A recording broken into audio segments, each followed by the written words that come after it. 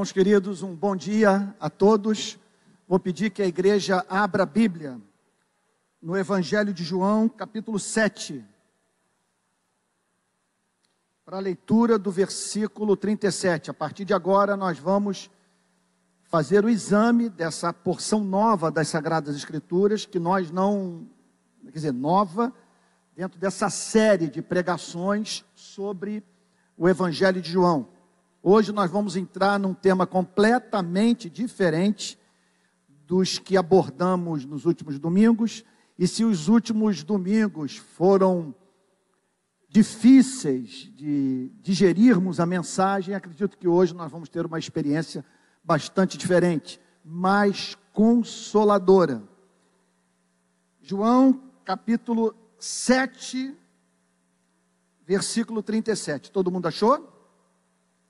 Então diz assim a Bíblia: no último dia, o grande dia da festa, então nós estamos aqui ou no dia 7, nós estamos aqui ou no 7º dia, ou no 8º dia da festa dos tabernáculos.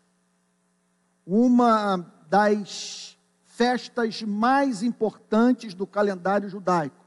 Um feriadão de 7 dias, e no qual o povo de Israel celebrava duas bênçãos.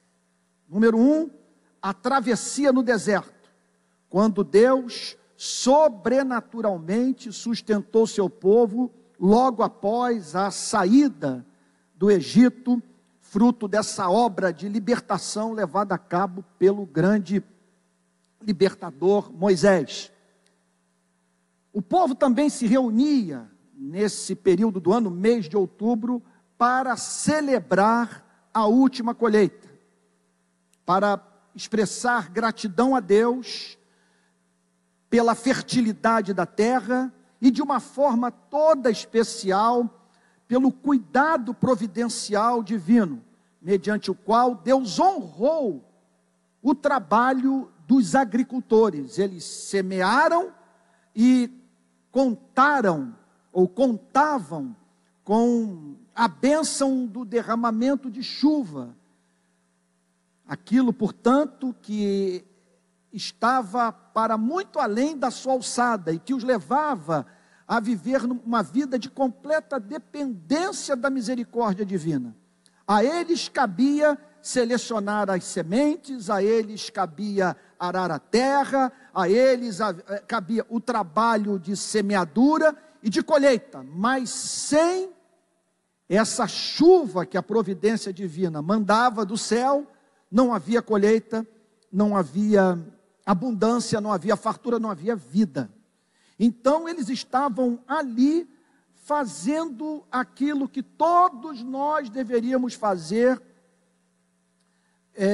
quando estivéssemos diante de um prato com feijão e arroz, por exemplo, que é dar graças.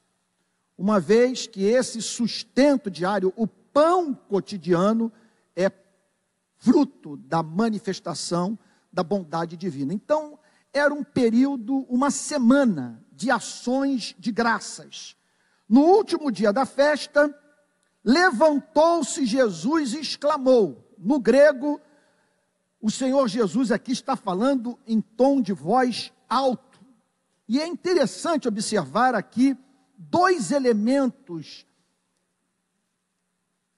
da vida de Jesus, que sobressaem nesse verso 37. Primeiro deles, a coragem. Ali, com as autoridades judaicas prontas para prendê-lo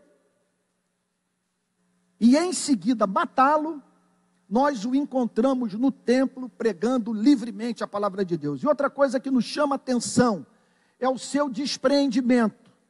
Em vez de, naquele momento, chamar as pessoas a se preocuparem tão somente com o seu destino, ele trata de chamar a atenção daquelas pessoas por uma bênção que Deus tensionava a derramar sobre suas vidas, mostrando assim mais preocupação com o bem-estar delas do que com a preservação da sua própria vida. Então nós vemos aqui o Senhor Jesus nos sendo apresentado como referência de coragem.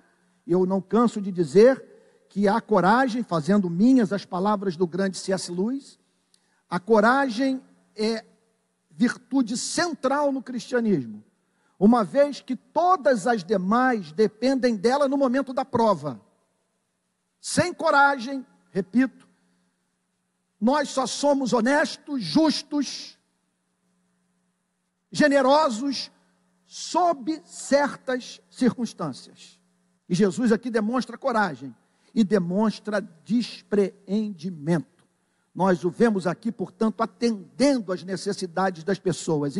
Nós não nos deparamos aqui com uma pregação piegas, cuja intenção era despertar piedade das pessoas em relação ao Cristo, que podia ser morto a qualquer momento. Nós o vemos nesta passagem preocupado em atender às necessidades humanas, levando para o templo mensagem, portanto, que ajudava os seres humanos a entenderem a natureza dos seus problemas e a provisão divina para esses mesmos problemas. Então, no último dia, o grande dia da festa, levantou-se Jesus e exclamou: se alguém tem sede, venha a mim e beba. Eu nem sei por onde começar. Se alguém tem sede. Se ele estivesse falando de uma simples demanda biológica, o convite não faria nenhum sentido. Porque todos nós dependemos da água e estamos conscientes disso. Só que aqui ele está falando de uma sede que pode muito bem não ser percebida por nós. É possível que nós conheçamos esta sede apenas pelos seus efeitos colaterais, pelo que acontece conosco quando não temos consciência dela. E que faz, portanto, com que cavemos as nossas próprias cisternas, os nossos próprios poços, a fim de atendermos uma demanda do nosso espírito, cuja natureza mais profunda passa despercebida por nós.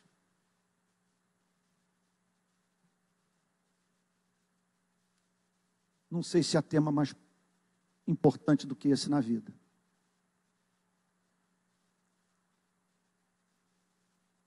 Essa semana eu conversava com uma atriz bastante conhecida do nosso país. No grupo pequeno que a nossa igreja mantém na casa da atriz Heloísa Perissé, que é membro aqui da nossa igreja. E essa atriz falava do fundo de poço em que ela se encontra. Dizendo, eu estava bem casada, era uma mulher feliz, de repente eu vi o meu lar ruir. E o convívio com os seres humanos, especialmente com os demais atores e atrizes, me é muito frustrante. Eu não vejo amizade. Eu não vejo caráter. Eu estou aqui, ela veio a convite da Heloísa, a quem chamamos carinhosamente de Lolô, porque eu estou em crise com a raça humana, com a espécie humana. Estou sendo levado à conclusão que talvez a falta de religião esteja por trás desse desamor. Na verdade, é uma pessoa experimentando o mais profundo desespero existencial, a mais profunda decepção acompanhada de solidão, a ponto de eu ter que dizer para ela: você está tendo pela primeira vez contato em sua vida com a vida tal como a vida é. Você está diante dos fatos. Você está perante o que é pré-condição para que você se converta. Agora, se você se converta, se você não se converte, se você não buscar em Cristo solução para essas suas demandas existenciais, eu fui muito sincero, eu não tenho a mínima esperança com relação ao seu futuro. Porque você chegou num ponto em que conhecer o que você conheceu da vida, sem resposta para o que angustia, é um desespero eterno, para o qual esse mundo não oferece solução.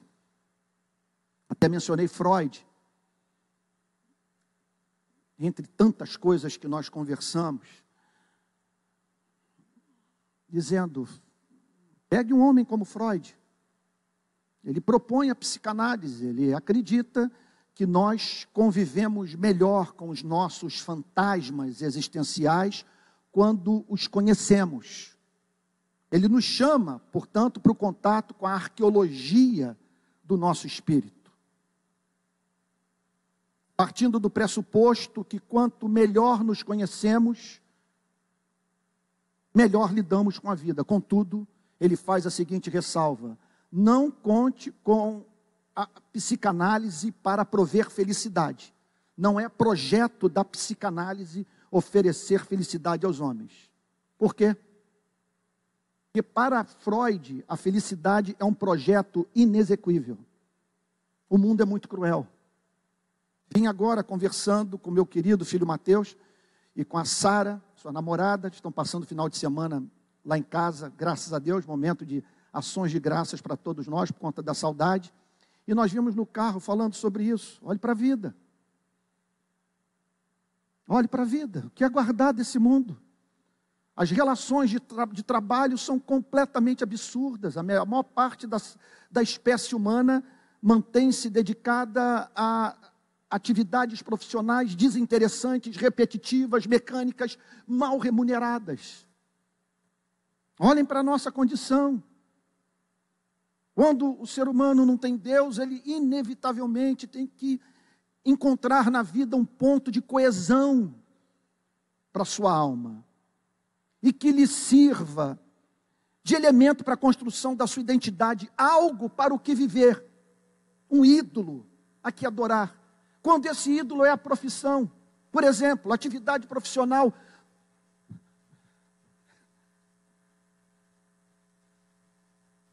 que esperança temos desse ídolo cumprir nas nossas vidas o que promete: tudo isto te darei, se prostrado me adorares? Eu tenho parentes que trabalham numa grande multinacional americana, e esses dias ele disse para mim: olha, dos 38 que trabalhavam comigo, 35 foram demitidos, e a demissão na minha empresa funciona assim: você chega na manhã para trabalhar, e uma pessoa vira-se para você e diz: olha, você está demitido, você não pode nem ir à sua mesa, nem tocar no computador, acabou a sua relação. E ele falou: eu tenho amigos que estão há mais de um ano desempregados. E o que falar daqueles que são mais bem-sucedidos do que você, que são mais excelentes, que foram mais longe?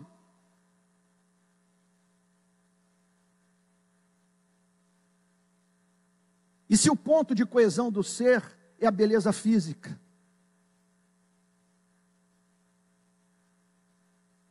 o que falar desse corpo que, para onde vamos, arrasta consigo mesmo um número infindável de enfermidades? E se é o sexo, uma pessoa que você venha encontrar e através de cujo relacionamento você espera preencher todo esse vácuo de alma, não é essa mesma pessoa cujo sentimento muda 10 vezes por dia, centenas de vezes por ano, e que depois da sua mais profunda, radical entrega, dedicação de alma, lhe dá um pontapé no traseiro.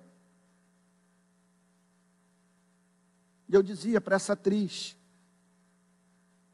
na terça-feira passada, há duas desgraças que podem acometer a vida de um ser humano: viver a ansiar por aquilo que jamais alcança.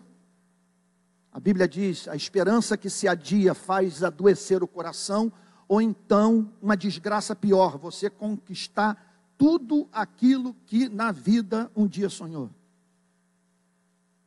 E essas conquistas virem acompanhadas de um buraco que só o Criador pode preencher. É nesse ponto que nós devemos pregar a mensagem do Evangelho de modo desinibido. Porque só existe uma única palavra que atende às nossas necessidades, exceto se ignoramos a realidade. Se ignoramos a realidade, se nós não pensamos, se nós nos juntamos a Gonzaguinha para ficar cantando que a vida é bonita, é bonita, é bonita, nós não vamos perceber aquilo de que precisamos para viver. E o de que precisamos para viver, nós precisamos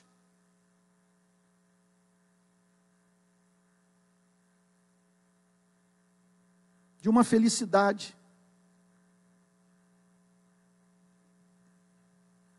que não temamos ser perdida por nós. Coloque isso na sua cabeça. Falo assim de irmão para irmão, num domingo que eu estou pregando para pessoas do meu mais profundo relacionamento, entre as quais a minha família inteira, com exceção da Alissa.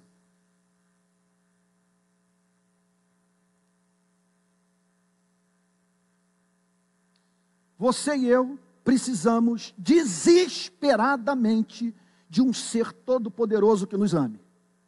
De alguém que seja maior do que as ameaças à nossa felicidade e de alguém que tenha interesse ardente pelas nossas vidas. Fora isso, esqueça a ideia de ter sono seguro, de viver com esperança, de encontrar sentido na vida. E aqui está o Senhor Jesus declarando: se alguém tem sede. Sede do quê? Sede de sentido, sede de significado, sede de encontrar uma resposta para o enigma da morte. A morte que vem para nos esbofetear nos nossos mais profundos momentos de prazer. E mais do que isso, sede de ser perdoado, sede de ser tornado uma nova criatura, sede de viver em comunhão com Deus, sede de alcançar uma justiça que elimine todo medo do juízo final, todo medo da morte, e que lance para longe da vida o sentimento de condenação, a culpa. E aqui está o Senhor Jesus se dirigindo a essas pessoas: se alguém tem sede. O que pressupõe, portanto, é que o cristianismo não tem nada a dizer para os que não experimentam essa necessidade existencial. O cristianismo, entendo o que eu vou lhe dizer, está me vindo uma palavra agora que eu não vou usar, que não é digna do púlpito, vou usar uma outra. O cristianismo só funciona na vida daquele que se percebe quebrado. Se você acredita que a sua profissão, sexo, dinheiro, poder, fama, são suficientes para o alcance dessa plenitude, esse não é o lugar para você. O Evangelho não tem nada a lhe dizer. Se você acha que não carece de perdão, se você se julga justo aos seus próprios olhos, se você olha para Eduardo Cunha, para Michel Temer, para os amigos de Michel Temer, Se você olha para o ex-governador Sérgio Cabral e ao se comparar com eles, julga que é justo e que, portanto, não precisa de redenção, Jesus não está se dirigindo a você. Essa passagem aqui se dirige aos perturbados. Se alguém tem sede, e a metáfora não podia ser melhor, porque está falando de algo que a pessoa percebe como necessidade que, caso não seja suprida, representará a morte daquele que a experimenta. Se alguém tem sede, venha a mim e beba. Aqui, o discurso pessimista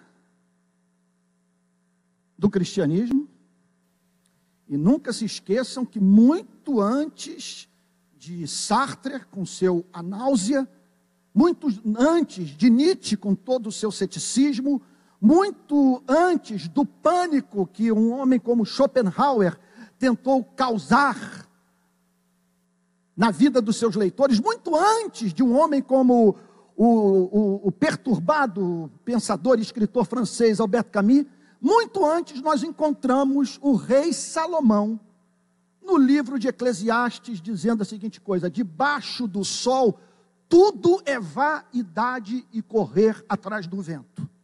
Tudo. Tudo. Só os idiotas não percebem.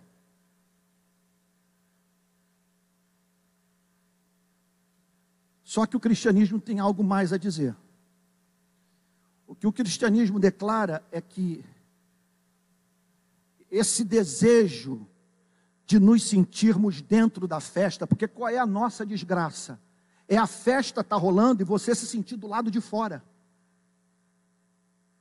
Até esses dias o meu sogro mandou um relato de um amigo dele lá em Boston, dizendo a seguinte coisa: olha, Humberto, aqui em Boston está 20 graus abaixo de zero, ventos de 120 quilômetros por hora, neve constante, densa.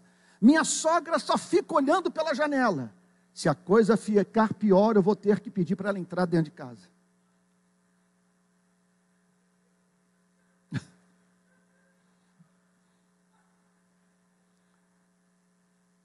Você imagine, portanto, a quantidade, pense na quantidade de gente que se sente como essa sogra da piada, do lado de fora, no frio, querendo gozar do aconchego, da solidariedade, do amor que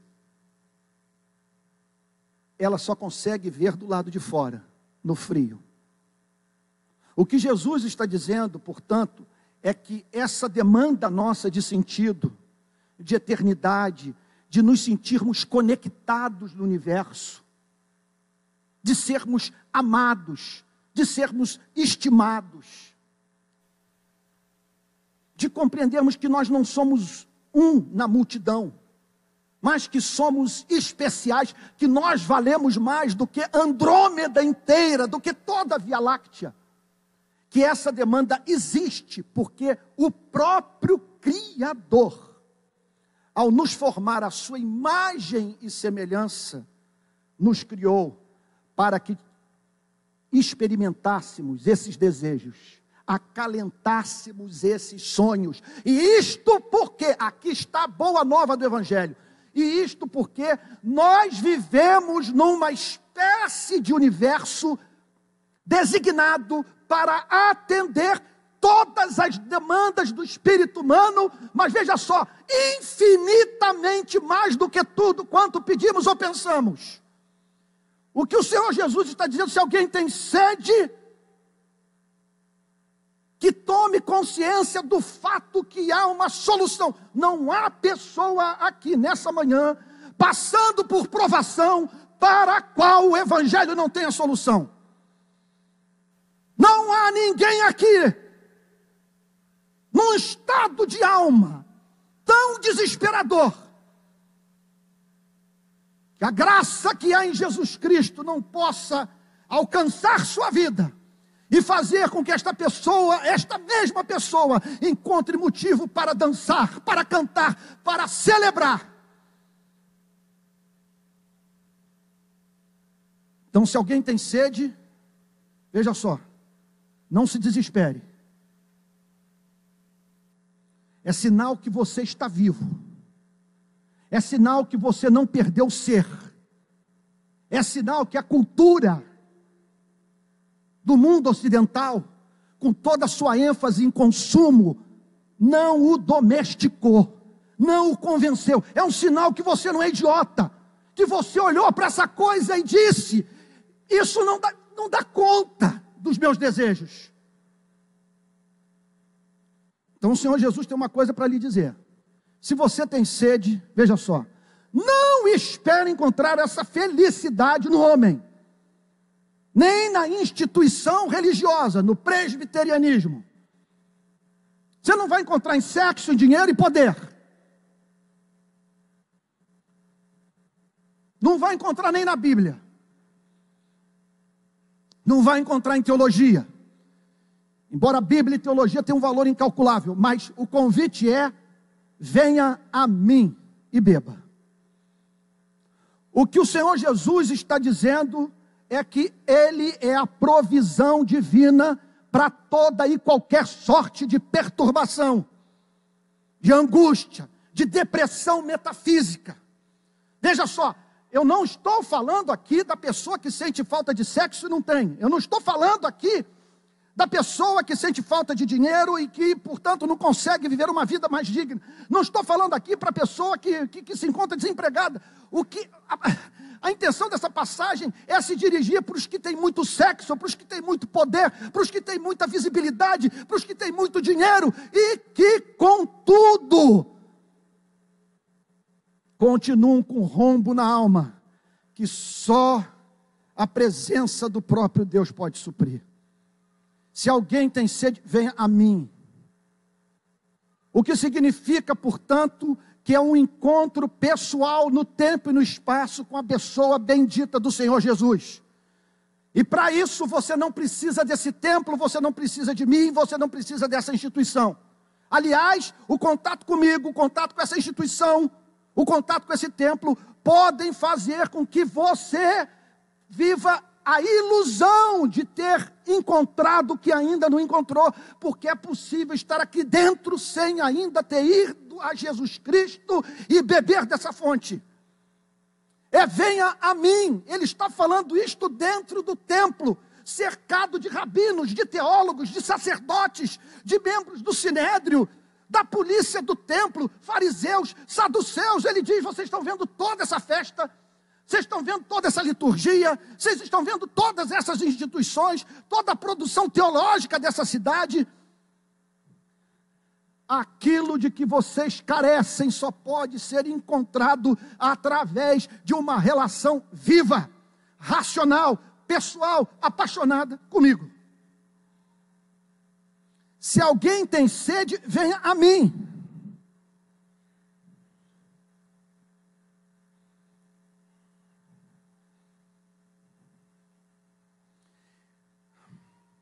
Esses dias eu estava numa igreja, terminado o culto, uma moça que corresponde ao padrão de beleza da nossa cidade, me procurou e disse a seguinte coisa: quando eu estou com homem, eu quero as meninas; quando eu estou com as meninas, eu quero os homens. Sou bissexual. Acabei de te ouvir, sua mensagem falou para mim. E o que o senhor tem que me dizer sobre o meu caso? Eu gosto de meninos, eu gosto de meninas. E entre outras coisas eu disse o seguinte: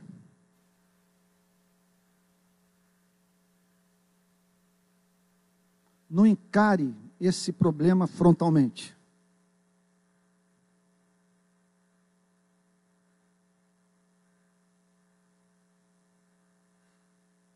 vou lhe apresentar um caminho melhor do que você ficar obcecada com essas quedas e com aquilo que você tem praticado, tem ferido sua consciência. Ela expressou profundo desejo de se livrar desse problema. Ela me deu a entender que o desejo dela, como moça que crê nas Sagradas Escrituras, é o de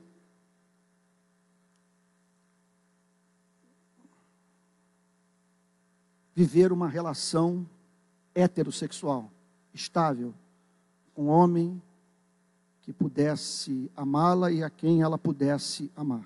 Queria uma outra orientação, diferente daquela que ela tem se sentido movida a tomar. Eu disse para ela, o seu problema não é diferente do meu. Embora eu não conheça essa dualidade, nunca tive problema, pela graça divina, com esse tipo de tentação, tenho outras. E na minha vida, o que tem me ajudado é diariamente provar do poder expulsivo do amor de Cristo. É um amor que vem e que expulsa as demais paixões. Todos aqui talvez tenham experiência de ter passado por uma coisa como essa. Você tem um grande amor na sua vida. Aquele amor, no meio de um beijo, diz, olha, não é mais a mesma coisa. Eu não me vejo mais ao seu lado. E aí você passa, às vezes, 1 mês, 2 meses, 3 meses, 1 ano, numa depressão. Aí até que surge um outro amor. E quando surge o outro amor, você não consegue se lembrar daquela antiga paixão que tanto fez sofrer. Por quê? Você experimentou o poder expulsivo de um novo amor. Eleve isso ao infinito e você terá uma ideia do que significa uma pessoa na presença de Cristo ser inundada do amor de Deus. Se alguém tem sede, venha a mim e beba. Observe que ele está falando de uma relação experimental. Ele está falando de algo que extrapola a compreensão da doutrina. Ele está falando de algo definido, ele está falando de uma experiência. Venha a mim e beba. No contato com ele, você vai experimentar algo que não é dessa vida. Eu me lembro que experimentei isso, eu contei, inclusive relatei, num livro que escrevi, como que eu experimentei isso. E para mim, em razão das circunstâncias, do local, do meu momento existencial, foi uma experiência decretada por Deus, fruto da sua ação providencial na minha vida, para estabelecer esse ponto, uma vez por todas. Isso aconteceu quando eu devia ter 21 anos de idade. 21 anos. Até os 20, vivia na praia, vivia no mar. Com 20 eu me converti, passei a sentir interesse por estudar, especialmente teologia. E precisava de dinheiro para comprar os livros, e meu pai não tinha dinheiro para me dar, para comprar os livros, ele ganhava muito mal. E também, no meu período de incredulidade, eu havia contraído algumas dívidas, que eu precisava honrá-las, eu entendia que eu glorificaria a Deus honrando aquelas dívidas. Até aquele momento, eu vivia da venda de contrabando. Vocês imaginem isso naquela época. Alguém trazia dos Estados Unidos, ligado à empresa Varig, trazia material contrabandeado, eu revendia. E quando eu me converti, eu entendi. Primeira coisa que eu tenho que fazer é parar com isso. Nenhum pastor disse para mim que era a vontade de Deus que eu parasse de vender contrabando. Simplesmente ficou evidente para mim que aquilo não glorificaria a Deus. E que não apenas eu deveria parar, mas parar naquele exato momento em que, veja só, que eu havia contraído dívidas, e dívidas que não deveriam ser saldadas com dinheiro da venda de contrabando, do material que estava na minha casa, armazenado. Então, eu havia aberto mão da ideia de ser jornalista. Reverendo Antônio Elias me convenceu que eu deveria ser ministro do Evangelho, numa conversa em Araras. lá na região serrana, perto de Petrópolis. E eu falei, então, eu vou montar uma biblioteca, porque eu quero ser um ministro bem preparado. Eu quero oferecer o melhor de mim para o meu Deus. Então, entre a ida para o seminário e a conversão ali, aqueles dias, eu sem formação acadêmica nenhuma, havia desistido de cursar o curso de jornalismo, procurei a Unimed, foi uma porta de emprego que se me abriu, para vender plano de assistência médica no município de São Gonçalo. Então pegava o ônibus, ia para o São Gonçalo e de porta em porta apresentava o plano de assistência médica da Unimed. Pois bem, um dia eu estava me dirigindo de Niterói para São Gonçalo e o ônibus no qual eu estava veio a se encontrar debaixo da ponte Rio-Niterói, num lugar da cidade de Niterói chamado Ponto Sem Réis. Então, a caminho do Barreto para chegar em São Gonçalo. E o que aconteceu ali, eu vou morrer, jamais vai sair da minha memória, e naquele dia eu provei de uma felicidade que eu não provei no meu casamento, no nascimento de nenhum filho, em nenhum outro momento da minha vida, em nenhum outro país que eu conheci. Simplesmente, eu estava na parte de trás do ônibus e fui tomado da absoluta convicção que Jesus Cristo havia ressuscitado. E que se Jesus Cristo havia ressuscitado, a vida tinha sentido. E que se a vida tinha sentido, havia um propósito para eu viver. Foi a felicidade mais ardente que eu provei na minha vida até hoje. É sobre isso que Jesus está dizendo. Se alguém tem sede, naqueles dias eu estava com sede. Não sei o que houve comigo, mas com 20 anos, eu já falei isso para vocês, me tornei filósofo, comecei a fazer perguntas para a vida. Até o ponto de chegar para essa atriz na semana passada e dizer para ela: o que você está sentindo agora, eu senti quando eu tinha 20 anos. E por isso corri para Cristo. E é isso que ele está dizendo. Se alguém tem sede, venha a mim. É mais do que ir para uma instituição religiosa, é mais do que ler a Bíblia. Venha a mim e beba, é algo definido, é algo preciso. É algo que quando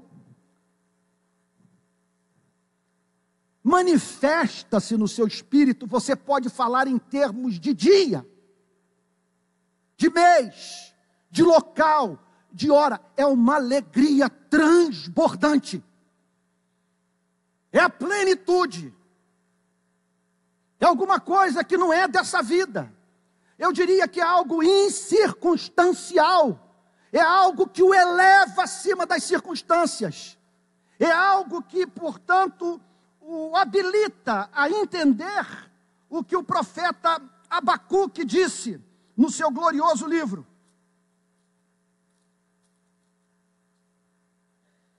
Ainda que a figueira não floresça, nem haja fruto na vide, o produto da oliveira minta, os campos não produzam mantimento, as ovelhas sejam arrebatadas do aprisco, e nos currais não haja gado.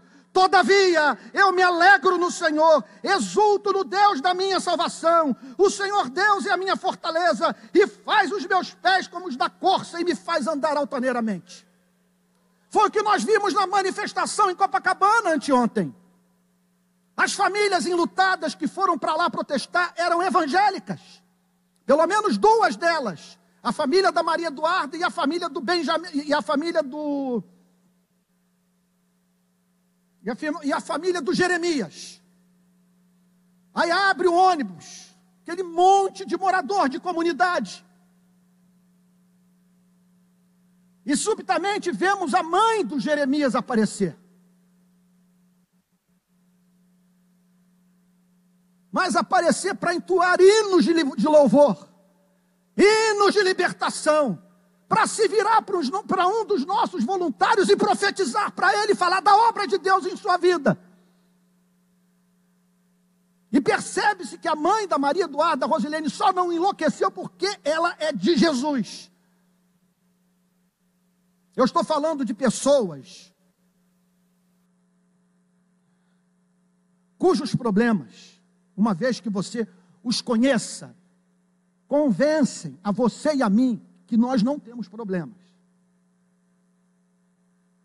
Se alguém tem sede, venha a mim, disse o Senhor Jesus, e beba. Quem crer em mim, quem confiar em mim, quem depositar sua esperança nas minhas promessas, quem crê que sou a expressão exata do ser de Deus, que sou o Filho de Deus, o Cordeiro que tira o pecado do mundo, que eu sou o pão da vida, a estrela da manhã, que eu sou a luz que veio para dissipar as trevas. Quem crer em mim, notem que nenhum outro homem está habilitado a se dirigir à humanidade nesses termos, só Cristo. Quem crê em mim, quem confiar em mim, não é quem souber da minha existência, não é quem frequentar igreja, quem for calvinista, quem for presbiteriano, não, é quem crer em mim, quem confiar em mim, quem se agarrar em mim, quem beber do meu sangue, quem comer da minha carne, quem crer em mim, como diz o Antigo Testamento, do seu interior fluirão rios de água viva. Isso aqui, gente, é a pura linguagem do Antigo Testamento. O Antigo Testamento fala muito sobre a felicidade do crente em termos de acesso a fontes de águas vivas, em termos de um rio que passa e cujas correntes alegram a cidade de Deus. Vamos entender essa declaração de Cristo à luz do Antigo Testamento e das promessas que o Antigo Testamento faz àqueles que têm sede e que procuram no Messias o suprimento das suas necessidades. Vejam comigo, por exemplo, o texto de Isaías, capítulo 55.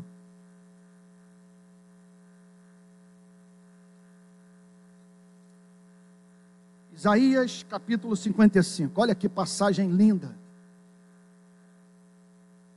O profeta se dirigindo à nação. Ah, todos vós os que tendes sede, vinde às águas, e vós os que não tendes dinheiro. Isso aqui é a mensagem para o pobre, para o oprimido, para o desempregado. Relativiza o acúmulo de posse. E vós os que não tendes dinheiro, vinde e comprai, e comeis sim. Vinde e comprai, sem dinheiro e sem preço, vinho e leite. Porque gastais o dinheiro naquilo que não é pão, e o vosso suor naquilo que não satisfaz. Ouvi-me atentamente, comei o que é bom, e vos deleitareis com finos manjares. Inclinai os ouvidos e vinde a mim. Ouvi, e a vossa alma viverá, porque convosco farei uma aliança perpétua, que consiste nas fiéis misericórdias prometidas a Davi. Vejam comigo o Salmo 46, que fala sobre esse transbordamento de alegria, esse transbordamento de felicidade. Ainda agora dizia para o Pedro, para o Mateus e para a Sara no carro, quando eu olho para a Folha de São Paulo, para a coluna da Mônica Bergamo, olhei uma revista Caras, às vezes você folheia um negócio desse, e você vê aquelas fotos das festas, jamais eu me deparei com um testemunho crível de felicidade. Morro de pena. Não há como invejar. É como se fosse assim, é uma fumaça. É uma nuvem. Você hoje está aqui, amanhã não está, mas cadê a pessoa? Mas aqui, nós agora vamos ler um testemunho crível de felicidade. Vejam comigo o Salmo 46.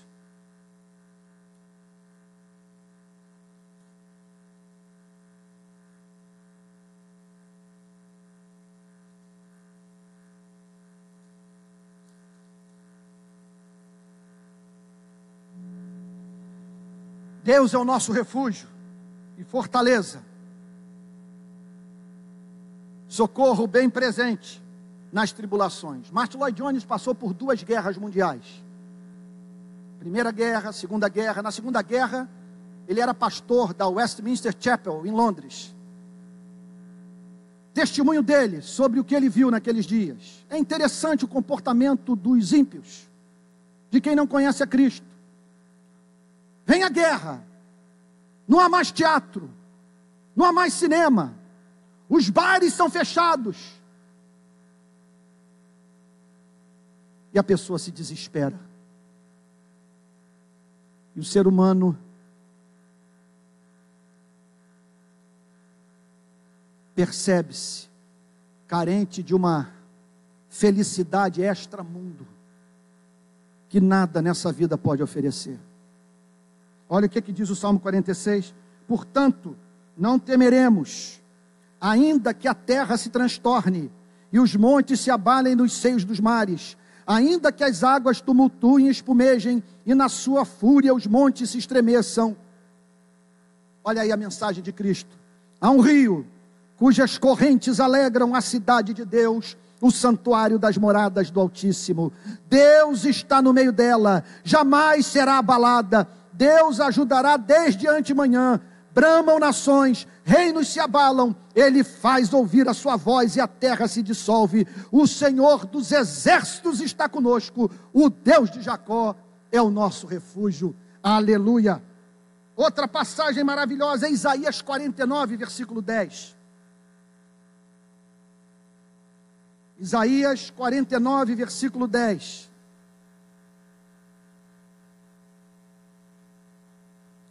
Vamos começar do verso 8. Diz ainda o Senhor: no tempo aceitável eu te ouvi e te socorri no dia da salvação. Guardar-te-ei e te farei mediador da aliança do povo, para restaurares a terra e lhe repartires as herdades assoladas, para dizeres aos presos: saí, e aos que estão em trevas: aparecei. Eles pastarão nos caminhos, em todos os altos desnudos terão seu pasto.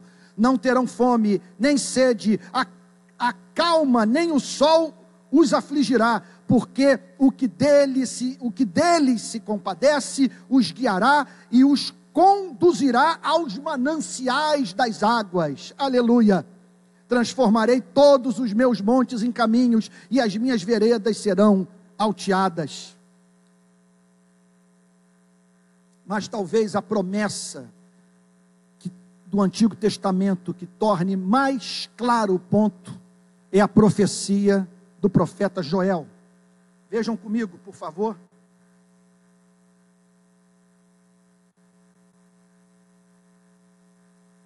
Profecia Joel, capítulo 2, verso 8. E acontecerá depois que derramarei o meu espírito sobre toda a carne. Vossos filhos e vossas filhas profetizarão, vossos velhos sonharão e os vossos jovens terão visões. E até sobre os servos, as empregadas domésticas e sobre as servas derramarei o meu espírito naqueles dias. Essa profecia está se cumprindo. Sabe o que essa atriz me disse? Que ela virou-se para a empregada dela e disse a seguinte coisa: você tem uma felicidade que eu não conheço. Porque a empregada dessa atriz é cheia do Espírito Santo, é uma serva de Deus, e tem sido luzeiro naquela casa para a glória de Jesus. Mostrarei prodígios no céu e na terra, sangue, fogo e colunas de fumaça. O sol se converterá em trevas, a lua em sangue, antes que venha o grande e terrível dia do Senhor. E acontecerá que todo aquele que invocar o nome do Senhor, todo aquele que for ao Messias, todo aquele que buscar a Jesus será salvo, porque no monte Sião e em Jerusalém estarão os que forem salvos, como o Senhor prometeu, e entre os sobreviventes, e como o Senhor prometeu, e entre os sobreviventes, aqueles que o Senhor chamar. Então quem crê em mim, como diz a Escritura, do seu interior fluirão rios de água viva. A linguagem nos chama atenção, entre tantos fatos da vida espiritual do crente, para dois elementos presentes na vida de todo servo e toda serva de Deus. Número 1, a abundância. ampla provisão, o atendimento das demandas do Espírito, mas para muito além do que o homem um dia pôde sonhar. E em segundo lugar, a independência. Você não precisa mais entrar em depressão numa sexta-feira à noite, quando não tem para onde ir, não tem dinheiro para comprar o que gostaria de obter, e não tem uma pessoa com quem sair. Como diz o grande filósofo francês Blaise Pascal, você foi habilitado pelo Espírito Santo para poder ficar no seu quarto, e no seu quarto provar de alegria indizível e cheia de glória. Esta é a marca do crente. O crente é alguém que consegue ficar dentro de casa, que ganhou autonomia em relação à vida, que não é pautado pela cultura, porque do seu interior fluem rios de água viva. E a maravilha é que, pelo fato do seu interior fluírem rios de água viva, quem tem contato com o verdadeiro crente é contagiado. Quem tem contato com o verdadeiro crente é levado a querer entender o que o habilita a permanecer de pé quando todos caem. De onde vem o seu amor, sua coragem, sua ousadia, seu prazer para viver? Isso é muito mais do que você impressionar os seus vizinhos com o tamanho da sua casa, ou do seu carro, ou julgar que você vai abalar a vizinhança, porque Deus o fez prosperar numa tal extensão, que você é ali para fazer 2, 3 viagens por ano para o exterior. O que deixa essa gente intrigada, o que faz com que essa gente venha para este local, o que as leva a se interessarem por Cristo, é esse transbordamento, é essa alegria incircunstancial. Foi o que John Wesley contou, que viu nos morávios. Ele estava num navio, atravessando o Atlântico junto com os irmãos moravianos. O fogo do Espírito estava caindo sobre a Morávia. E o Wesley fazia parte do grupo santo de Oxford. Eram pessoas chamadas de metodistas, porque viviam com método, profundamente religiosas. E o Wesley estava se dirigindo para os Estados Unidos para ser missionário entre os índios. Só que no meio da travessia houve uma terrível tempestade. Wesley ficou apavorado, petrificado com a ideia de morrer, e morrer sem salvação, sem Cristo. Quando ele olha mais lá para frente, num lugar menos confortável, mais exposto às intempéries daquela tempestade, ele observava os irmãos morávios, mas como se o barco não corresse risco de sossobrar. Wesley se aproxima deles e pergunta: mas vocês não estão com medo? Vocês não estão preocupados? Não estão aflitos? Ao que um irmão moraviano virou-se para Wesley e disse: o senhor por acaso conhece Jesus Cristo? O senhor por acaso conhece Jesus Cristo? E ali ele entendeu: eu sou religioso, eu sou missionário, eu conheço teologia, eu participo do grupo santo de Oxford, eu sou metodista, mas não conheço a Cristo. Eu não conheço esse Cristo que faz diferença na tempestade.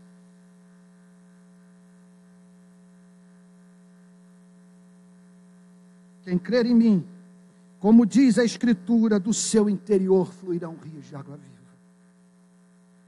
Isto ele disse com respeito ao Espírito que haviam de receber os que nele crescem.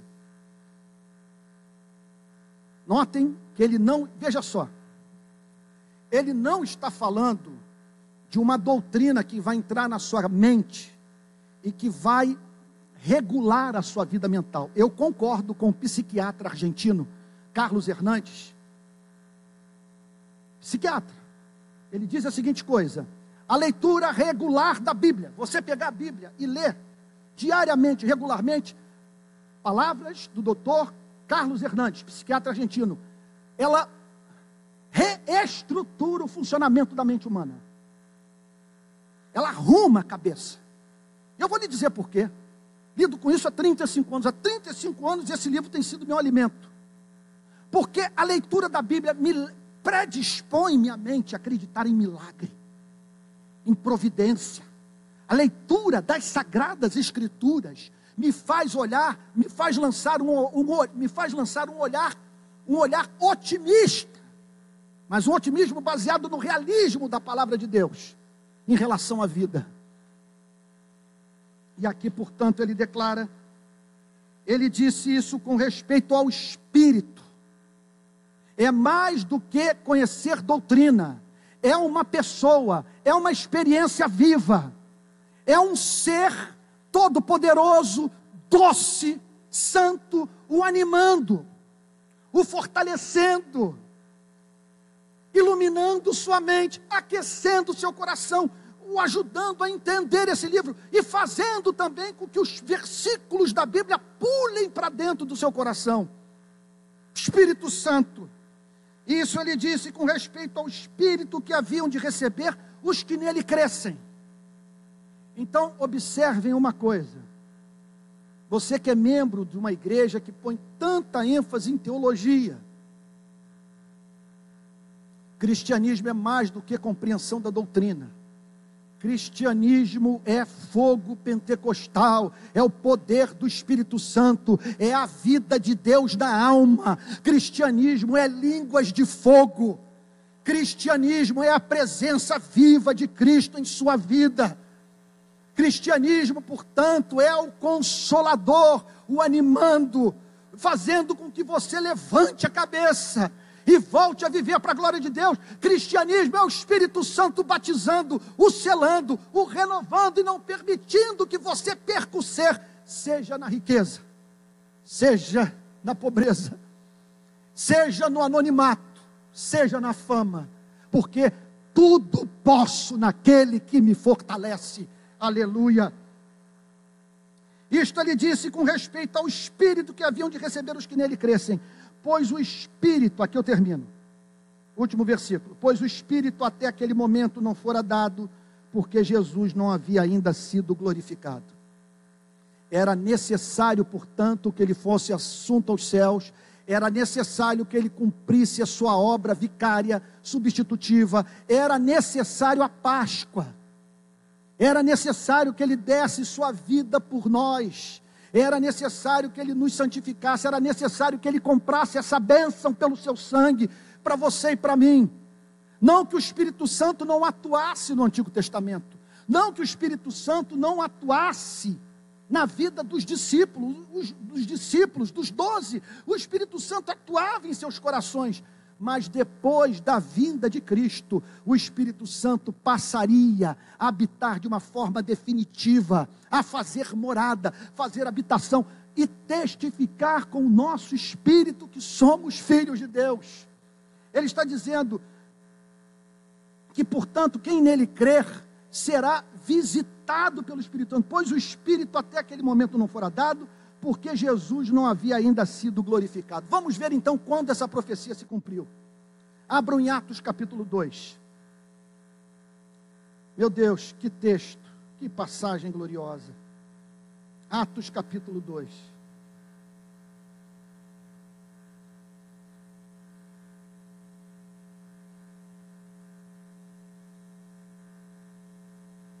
Olha o cumprimento da profecia. Ao cumprir-se o dia de Pentecostes, estavam todos reunidos no mesmo lugar. De repente veio do céu um som como de um vento impetuoso, e encheu toda a casa onde estavam assentados. E apareceram distribuídas entre eles línguas como de fogo, e pousou uma sobre cada um deles.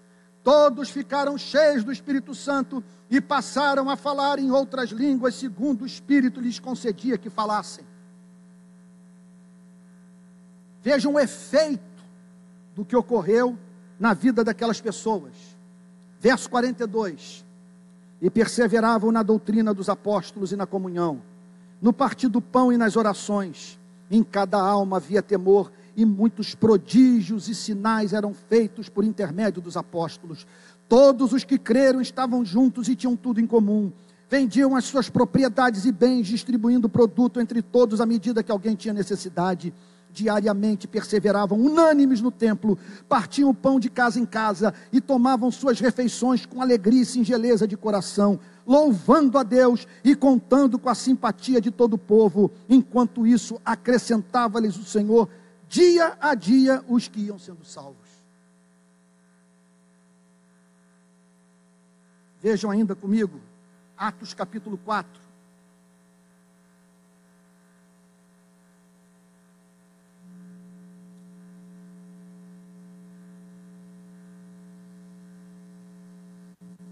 Verso 32, da multidão dos que creram, eram um coração e alma, ninguém considerava exclusivamente sua nenhuma das coisas que possuía, tudo, porém, lhes era comum. Com grande poder os apóstolos davam testemunho da ressurreição do Senhor Jesus, e em todos eles havia abundante graça, pois nenhum necessitado havia entre eles, porquanto os que possuíam terras ou casas, vendendo-as, traziam os valores correspondentes e depositavam aos pés dos apóstolos. Então se distribuía a qualquer um à medida que alguém tinha necessidade. Veja os efeitos deste avivamento na vida de dois homens, Paulo e Silas. Atos capítulo 19, ou melhor, Atos... Estou com uma outra Bíblia, minha memória bíblica é geográfica.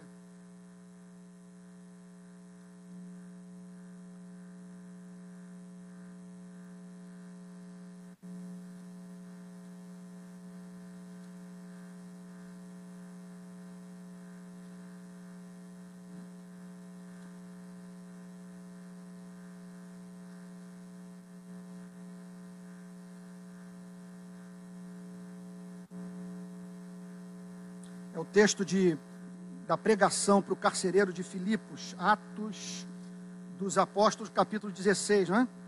Isso, perfeito, obrigado. Eu mudei de Bíblia, então estou com uma Bíblia com uma geografia completamente diferente, a diagramação não é a mesma.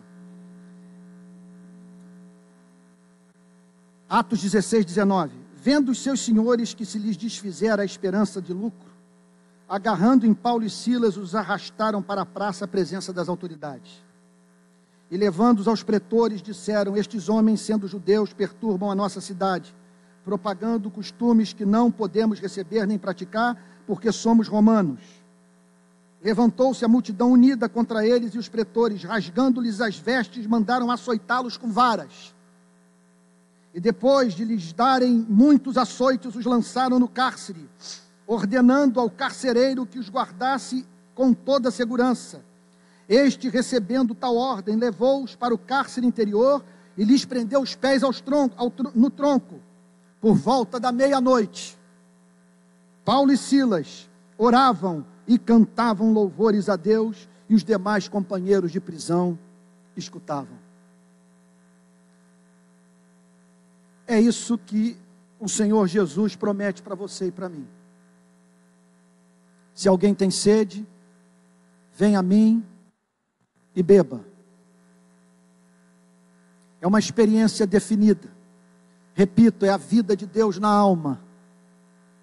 Não são apenas palavras que vêm à sua mente, mas é a própria pessoa do Espírito Santo, atuando no seu entendimento, santificando suas afeições, tornando o exercício da vontade mais resoluto. É a Bíblia ganhando vida. São os textos saltando das Sagradas Escrituras e trazendo para o seu coração a mais profunda e libertadora felicidade. Irmão e irmã, queridos, se não é isso, é o quê?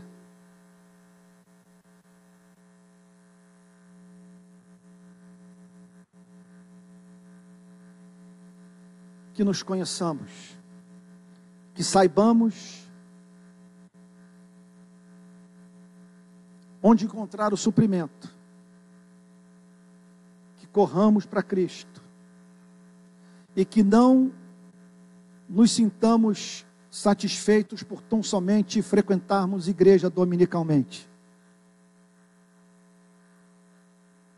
que possamos provar dessa água, que possamos experimentar aquele momento claro, definido, iniludível, em que algo passa de Cristo para nós, alguma coisa nos é comunicada, capaz de satisfazer toda a sede do nosso espírito.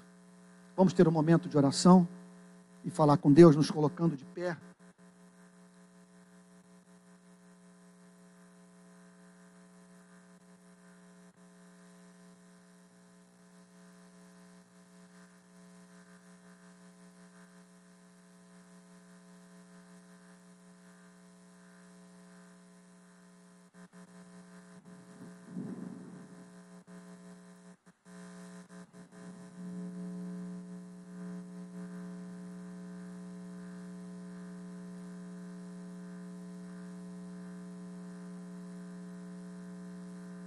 Senhor, nosso Deus e nosso Pai,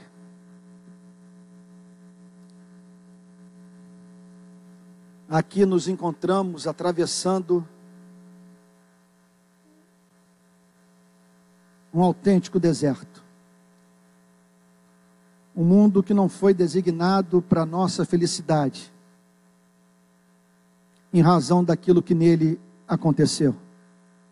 Nossa espécie se rebelou contra o Criador e passou a adorar a criatura no lugar do Deus Todo-Poderoso.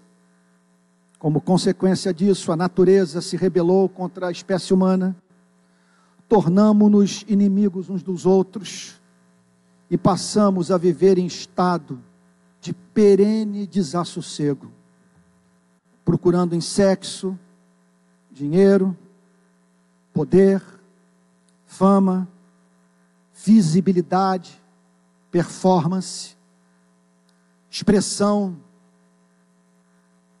da identidade, alcançar aquilo que só podemos alcançar mediante a comunhão com o Altíssimo e de graça. Senhor querido, em nome de Jesus, ajuda-nos a provar desta água bendita. Não permita que nos demos por satisfeitos por conhecermos doutrina. E não queremos nos satisfazer nem mesmo, Senhor, com a prática do cristianismo. Nós queremos, Senhor, o fogo de Pentecostes. Nós queremos saber o que Paulo e Silas sentiram naquela noite, após terem levado açoites, Senhor, e numa masmorra do Império Romano. Senhor amado, em nome de Jesus, batiza-nos com o Espírito Santo, testifica com o nosso espírito que somos teus. Senhor amado, ajuda-nos a conhecer esse rio de água viva, Senhor, que nos dá autonomia em relação a este presente mundo, e que é abundante, e que nos traz, Senhor amado, aquela espécie de felicidade capaz por passar por todo e qualquer exame do espírito humano, uma felicidade para a qual nós podemos fazer perguntas, uma felicidade que pode ser escrutinizada por nós, que pode ser objeto da nossa mais profunda reflexão, e que se afirmará como tal, porque tem Deus como arrimo da alegria do coração do homem. Ó Deus querido, Deus amado, como acabamos de ler, lendo o profeta Isaías, por que gastais o dinheiro naquilo que não é pão, e o produto do vosso trabalho naquilo que não pode satisfazer a vossa alma? Vinde às águas, Senhor amado, em nome de Jesus. Dá-nos a atitude de Jacó, que no vale de Jaboque se agarrou o anjo do Senhor e declarou: não te deixarei ir se tu não me abençoares. Senhor querido, e nós queremos nos agarrar a Ti e pedir, Senhor amado, a santificação do nosso coração, e pedir, Senhor amado, uma mente livre de dúvidas, Senhor, livre de espírito perverso de incredulidade.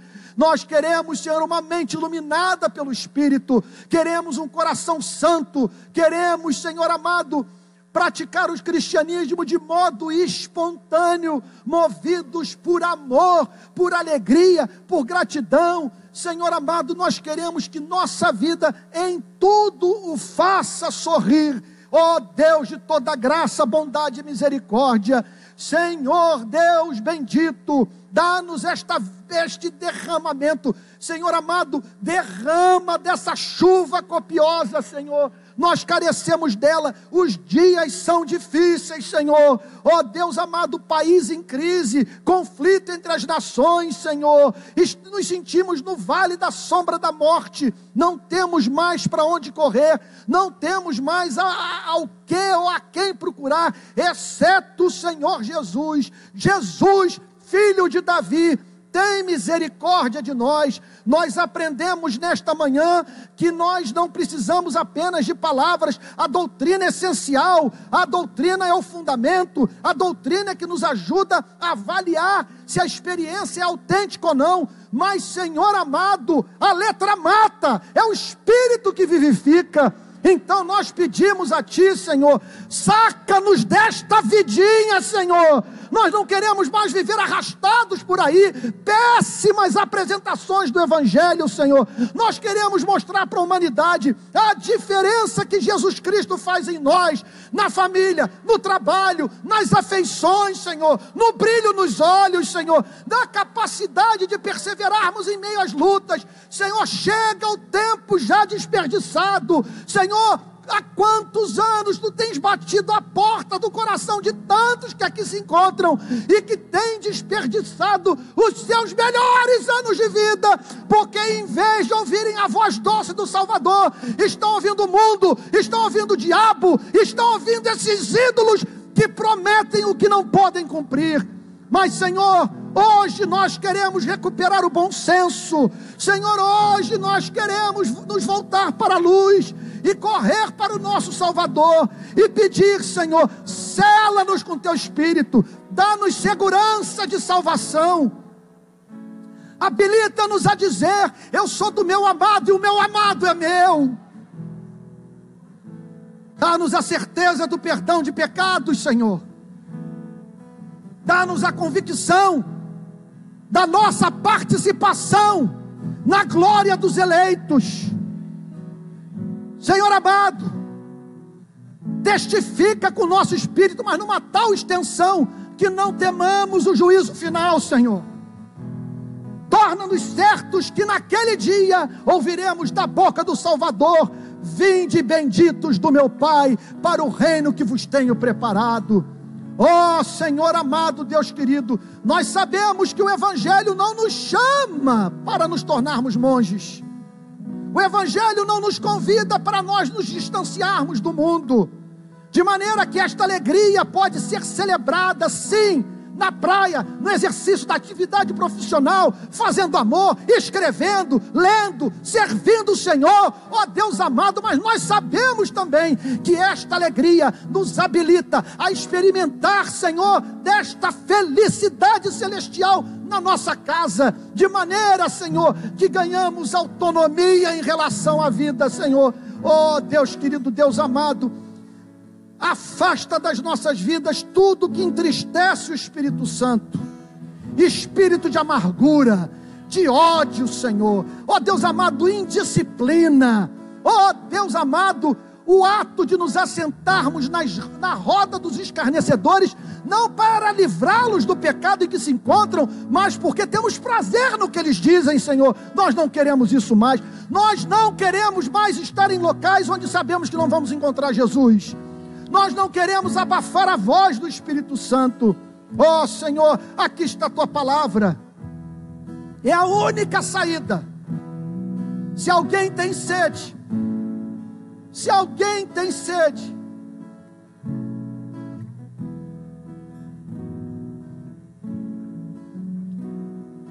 Espírito Santo está dizendo a você: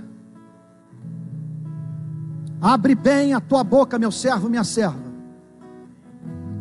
que eu a encherei. Amplie, meu filho, minha filha, a sua capacidade de recepção deste amor, porque é meu desejo inundar a sua alma. Pois os melhores anos da sua existência estão por vir, porque eu, Senhor, declaro: restituir-vos-ei os anos que foram consumidos pelo gafanhoto. E eis que repreendo em sua vida toda obra maligna. É a minha intenção livrá-lo desse cativeiro satânico, que faz com que você, meu servo e minha serva, viva olhar para baixo. Eu não o criei para olhar para o chão. Ergue os teus olhos, contempla a noite estrelada, conta as estrelas, se é que o podes, porque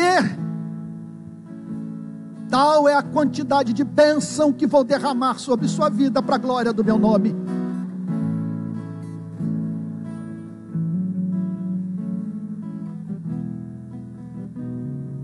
Senhor, o teu evangelho, permita-nos dizer, fez essa maldade conosco, mostrou a vida tal como a vida é. Nós ouvimos o Senhor dizer: louco, esta noite te pedirão a tua alma e o que tens preparado para quem será. O Senhor nos feriu, o Senhor nos humilhou, o Senhor nos jogou no chão.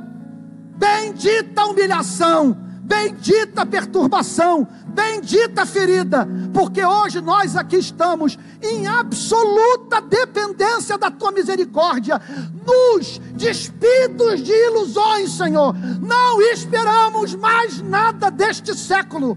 Nossos afetos estão na Nova Jerusalém, ansiamos pela vinda de Jesus, e não queremos ouro nem prata, queremos o batismo com o Espírito Santo, queremos a chama pentecostal, Senhor, queremos uma Bíblia nova, queremos uma nova vida de oração, queremos um novo serviço, queremos um novo culto.